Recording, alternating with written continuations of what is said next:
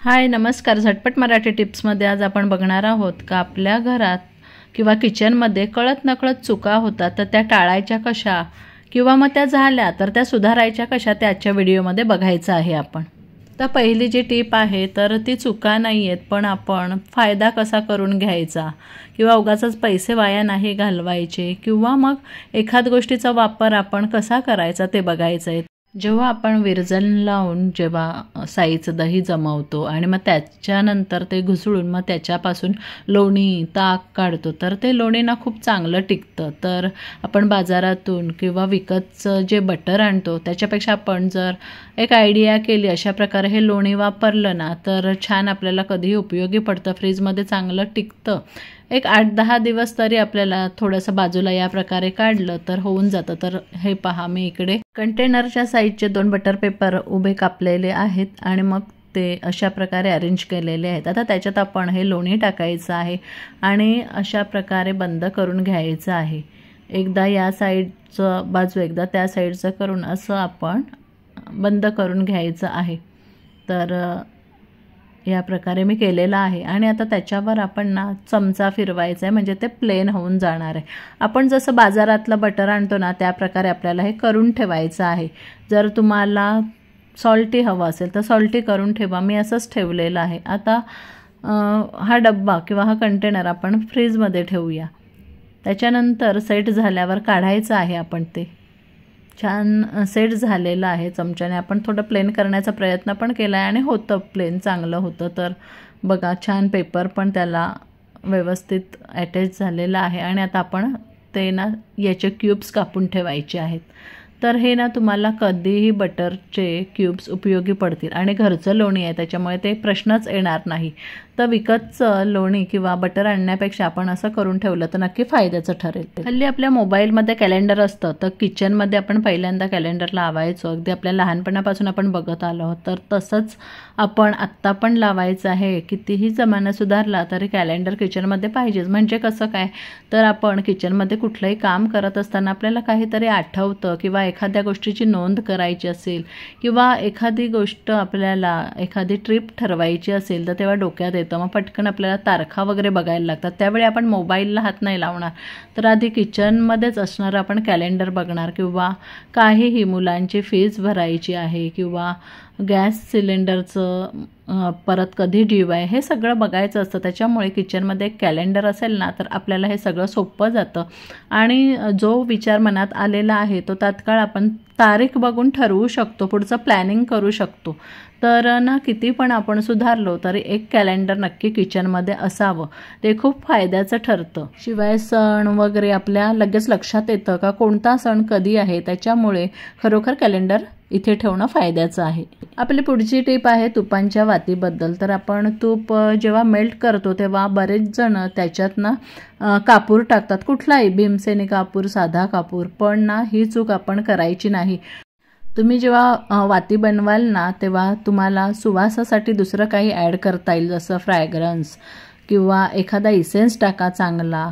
ॲरोमाचा एखादा इसेन्स टाका तर तो छान ठरेल किंवा त्याचा वासही छान येईल आणि वाती सुगंधित होतील. परंतु जे लोक कापूर टाकतात तर त्यांचं काय होईल कारण कापूर टाकल्याने काय होतं पूर्ण तो कापूर मेल्ट होतो आणि पूर्ण वातीत राहतो. आता या वातीमध्ये जेव्हा पूर्ण कापूर राहतो तेव्हा ना तो पेट घेतो. तर ते मी आता पुढे दाखवतेच आहे. जेव्हा तुम्ही अशा वाती बनवाल ना तेव्हा कापूर नका टाकू त्याच्यात. वाटल्यास या वातींना सुगंध नसेल तरी चालेल. नुसत्याच बनवल्या तरी चालतील या वाती.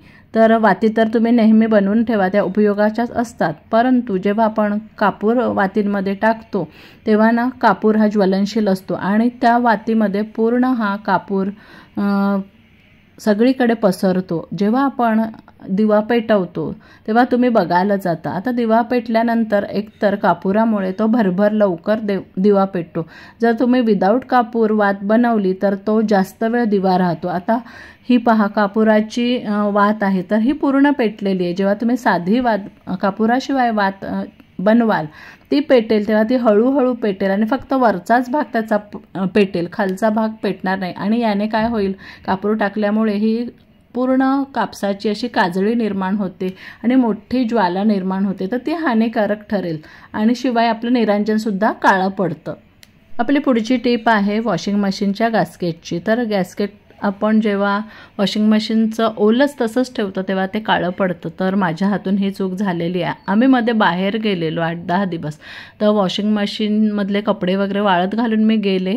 मशीनचं झाकण पण उघडं ठेवलं, परंतु हा रबर मी पुसला नाही आणि पहा तिथे ना असं बुरशीसारखं आलं. आणि त्याच्या आधी पण मी 15 दिवस असं क्लीन नव्हतं केलेलं, डीप क्लिनिंग.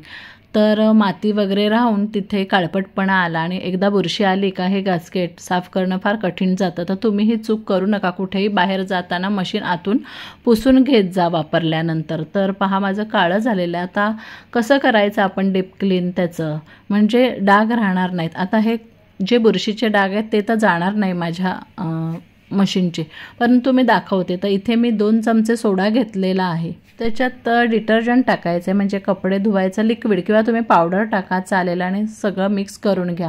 आणि जिथे गॅस्केट आहे, रबर आहे, तर तिथे तुम्ही हे ना टाकून घ्या. तर आता माती पण आहे थोडीशी, म्हणजे डीप क्लीनच मी करायला घेतलेलं आहे. तर हे मिश्रण तसं टाकून ठेवायचं आहे आणि नंतर ब्रशच्या साहाय्याने सगळीकडून स्वच्छ आपण करून घ्यायचं आहे. तर पहिल्यापेक्षा ना 2-3 वेळा मी हे केलं, डाग बरेचसे माझे लाईट झालेले आहेत. आता सगळीकडे हे मिश्रण फिरवल्यानंतर काय करायचं, विनेगर घ्यायचं आहे. तर व्हाईट विनेगर घ्यायचं आहे आणि मग हे विनेगर चमच्याच्या साहाय्याने तुम्ही असं सगळीकडे टाका, किंवा तुमच्याकडे एखाद बॉटल असेल, तिला नोझल असेल, तर त्या बॉटलच्या साहाय्याने पण तुम्ही टाकू शकता आणि परत तुम्ही ब्रश फिरवा. जे काय काळपटपणा, घाण, मळ असेल ते निघून जाणार. परंतु जे तुमचे गॅस्केटला बुरशीचे डाग आहेत काळपट, तर ते ना काही दिवसांनी मग लाईट होत जातात. तर असं वारंवार केलं तर कदाचित जाऊ पण शकतील. माझे बरेचसे लाईटसुद्धा झालेले आहेत. त्याच्यानंतर स्वच्छ ओल्या फडक्याने 2-3 वेळा तुम्ही पुसून घ्या. क्लीन होऊन जाईल मशीन, त्याचं डीप क्लिनिंग गॅस्केटचं होऊन जाईल. तर गॅस्केट नेहमी जपा. माझ्या हातून जी चूक झाली ती तुम्ही करू नका. तर अशा प्रकारे याचं आपण डीप क्लीन करू शकतो, म्हणजे गॅस्केटला डाग पडत नाही. तर अशा प्रकारे वॉशिंग मशीनचा रबर मी क्लीन केलेला आहे. आणि आता आपण हात फिरवून बघूया का काय मळ माती राहिलेली आहे का. तर पहा, डाग तर राहिलेत, पण आता काहीच मळ माती किंवा घाण काहीच राहिलेली नाही. तर आजच्या व्हिडिओमध्ये आपल्याकडून काय चुका होऊ शकतात किंवा झाल्या तर त्या कशा सुधारायच्या आणि टाळायच्या कशा, त्याच्या व्हिडिओमध्ये मी सांगितलं. व्हिडिओ आवडला तर लाईक, शेअर, कमेंट करा आणि चॅनल नक्की सबस्क्राईब करा.